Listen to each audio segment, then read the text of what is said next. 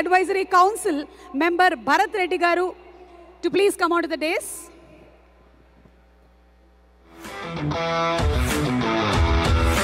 శ్రీ భరత్ రెడ్డి మాదాడి గారు వర్తమానంలో నిలబడి గతాన్ని సానుకూలంగా సమీక్షించడం, ప్రస్తుత పరిస్థితుల గురించి సమయోచిత నిర్ణయాలు తీసుకోవడం, భవిష్యత్తులోకి సరైన దిశ నిర్దేశనంతో భవ్య ప్రస్థానాన్ని ఇప్పుడే ఇక్కడే రూపకల్పన చేయగలగడం, ఈ మూడు విజయ సాధన కోసం సంకల్పం చెప్పుకునే ప్రతి వ్యక్తికి తప్పనిసరిగా ఉండాల్సిన లక్షణాలు.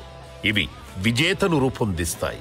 అతడి అప్రతిహత సారథ్యంలోని ఏ సంస్థనైనా విజయ పథంలో నడిపించి అగ్ర తాంబూలాన్ని సమర్పిస్తాయి. అలాంటి విజేతే శ్రీ భరత్ రెడ్డి మాదాడి గారు. విశిష్ట విశ్వవిద్యాలయాలలో ఉన్నత విద్యలు, ఆ విద్యల వల్ల చేకూరిన విజ్ఞాన వినయ విధేయతలు, వాటి వల్ల వివిధ వ్యాపార రంగాల్లో చేపట్టిన సమున్నత పదవీ బాధ్యతలు, ప్రముఖుల పరిచయాలు, ఇవన్నీ భరత్ రెడ్డి మాదాడి గారికి సంపూర్ణ వ్యక్తిత్వాన్ని సంతరింపజేశాయి.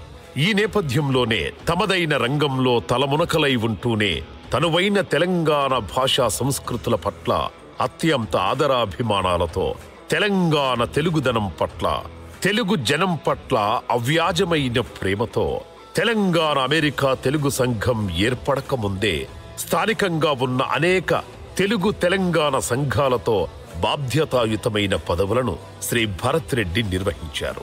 తన వారు ఎక్కడున్నా ఎలాంటి పరిస్థితుల్లోనైనా నిండు మనస్సుతో తన వంతు సహాయ సహకారాలు అందించడంలో సదా ముందుంటారు మన శ్రీ భరత్ రెడ్డి గారు.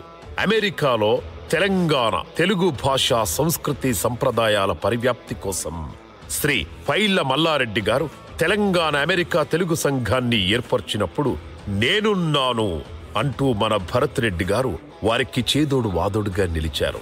సంస్థలో వివిధ పదవీ బాధ్యతలు జయప్రదంగా నిర్వహించడంతో పాటు తెలంగాణ అమెరికా తెలుగు సంఘం అధ్యక్షుడిగా తమ నేతృత్వంలో వివిధ సాంస్కృతిక, సామాజిక, ధార్మిక సేవా కార్యక్రమాలను విజయవంతంగా చేపట్టి ఇంకా విజయవంతమైన మరెన్నో కార్యక్రమాలకు సారథ్యం వహించి సత్ఫలితాల సాధనల్లో అడుగడుగునా మైలురాళ్లు నెలకొల్పారు.